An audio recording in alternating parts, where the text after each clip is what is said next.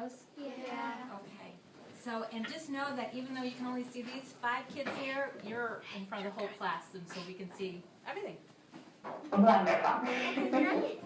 The first question is, what city are you in? Right now, well, I'm living in a city that's called Roya. What city am I from or what city am I in? What city are you in? Am I in? I'm in a city right now called Roya, France. And I go to school in a city called Clermont, France. So I'm living kind of on a volcano. And the bottom part is the biggest city, and that's called Clermont, France. And then there's 2 cities, and I live up in the little top one. So every day I take the bus down, just below mountain. Have you seen the Eiffel Tower? I have before, but not on this trip. But next week, no, 2 weeks from now, my host family was taking me to Paris. So I'll see the Eiffel Tower again then. Is there any friends or family you have up there? I'm with 12 people who go to the same school as I do, the same university. And one of them is from Michigan, just like me.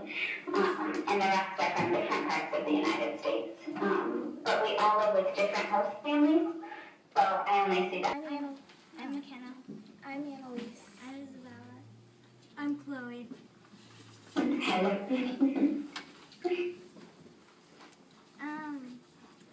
Is Cafe Senpai's the only cafe that serves all the iced tea?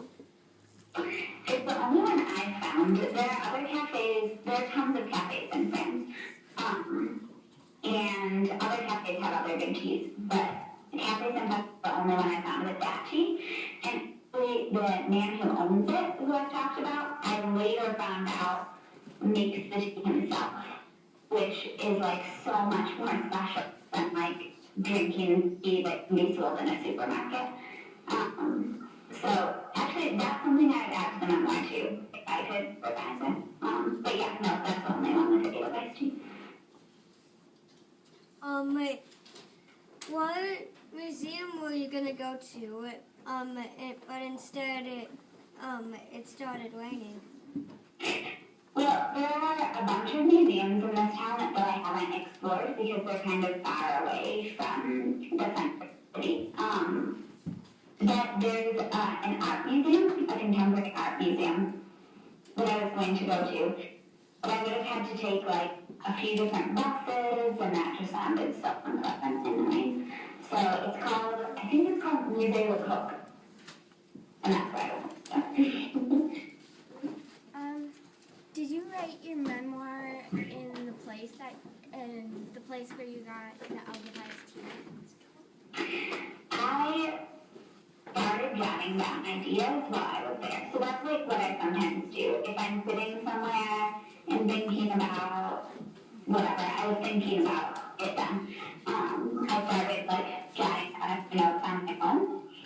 And then I don't have any internet when I'm out and about in the world. So I let my notes sit, and then I came back home, which is also really helpful for me to have some ideas and not let them like fester, but let myself think about them. Is alphabetized tea your favorite tea?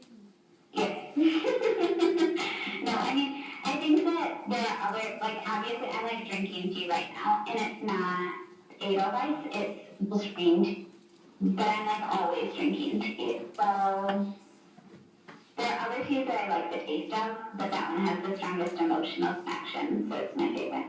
I want to buy like 15 pounds. Every time you go to the cafe and every time you go to the cafe, do you think and order alphabetized tea? Do you think about your home? We lost her. Oh, did you lose her? Oh, yeah, no, did you lose me? No, I'm here. Yeah, no, I do. And especially after I got an email from Mrs. Burgess about how you guys read it, now I think about home, I think about the... Introduce yourself. I'm Drew. I'm Malia. I'm Rachel. I'm Jordan. Nice to meet you. How long did it take you to write this story? I think it took me, okay, so I took some notes before, right? And then I think I took an hour to write it. That's usually how long I take to like write something out. And my stories are usually between like 500 and 700 words. And I usually take about an hour. And what helps me is that I take pictures of everything. And then when I have writer's block, I can't think of exactly the right way to say something, I look at the pictures to help me. But I think that one took me about an hour. And then I went back and revised it a little bit, and then I posted it. How old were you when you wrote the story? About a month younger than I am today. So 20. How long ago was it since you wrote the story? I think maybe a few weeks. Sometimes when I'm here, time gets a little distorted, but I think about a month or a few weeks. What are you studying in school? That's such a complicated question. Right now, I'm studying business, which is not what I'm studying in real life. But my school here is a business school, so I have to study business. But at home, I study French, obviously, and English with journalism and nonfiction writing. And also while I'm here, I'm taking a drawing class for the first time, and it is taking up a lot of my energy, so I consider that a real study too. So, drawing in French and English and business. Yes. Anyone else? Of your comfort zone is really important. And for me, being at home in Michigan with my family, who I love, it's really comfortable. And I thought I needed to challenge myself and be without that and see who I was without being at home and being with my family. So that's kind of what I decided. And I also love French and I love France and I eat a lot of pastries. So there's another reason. Why did you want to learn French? Well, the ballet thing was one that I already knew some. I also thought it was really pretty. It was actually like really superficial reasons. I think for strange reasons. But I love it now, and I'm much like deeper about it. My name is Caleb. Nice to meet you. Why did you write this memoir? I wrote them often when I write blog posts and stories about my time here. I write them because I'm missing home a lot. And that day, I was really like drinking that tea, that Edelweiss tea, and thinking about my dad and my family. I got really homesick. And writing things out for me is a way to express my sadness and work through my feelings. And so it was really helpful for me to kind of write about what I was feeling, what was important to me, and that helps me learn about myself and deal with sadness. Do you still go to the Cafe Simpas to get the Edelweiss tea? Yes, I went actually the other day with one of my friends this time, and got the tea again, and I've gone like a few times since I've gotten here, right? And the owner of the cafe is there all the time. He's the only person who works there. And he started to like get to know me. And when I come in, he like knows what I'm going to order, of course. And like,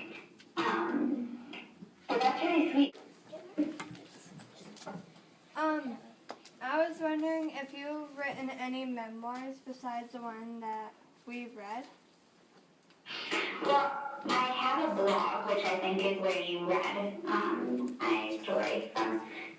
And I try to post every few days. I as a way to reflect on what I'm learning here and what I've learned at school so far. So often those are presented in the form of memoir, because I'm reflecting on myself and my history. But at school, I'm an English major, and I study nonfiction writing. So I've written a lot of memoirs at school. What college do you go to? I go to Kalamazoo College, which is in the same city as Western, but it's a really small school of only 1,000 people. I think that's half the size of your high school. Why'd you choose to study in France?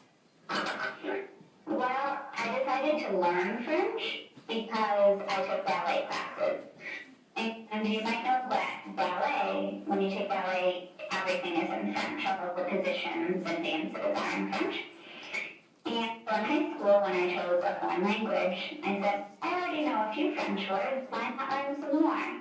And so I learned French, and then at college I decided that I really, really loved it. And I figured I might as well study France to learn more. That's my main thing. Was it hard to go there? Like to Yeah, it was really scary because I'm here for 7 more months and I won't come home. So that's like the longest time I've been away from home for a whole block of time. So it was really scary when I first left. It was like, bye guys, see you in a really long time. But now that I'm here, I feel really comfortable and much more relaxed. If you could change anything about your memoir, what would you change? I think that any memoir or any piece of writing can always be revised a ton. Even like after you've revised it several hundred times, it can be revised even more. And I don't know, I think that there are definitely things I would add to it. I'm not really sure. After I wrote that story, I don't know if you guys know this, but my aunt, who read it, sent me a copy of The Sound of Music in France so that I could watch it and think about Edelweiss and everything. And I wish I could go back and add that little bit to the story, because there's even a part of The Sound of Music, my connection with my aunt, that I was able to include. There are a lot of other stories, but no one wants to read a blog post that's like 7,000 words, and so I kept it short, but if I went back and did it again, I would finish longer.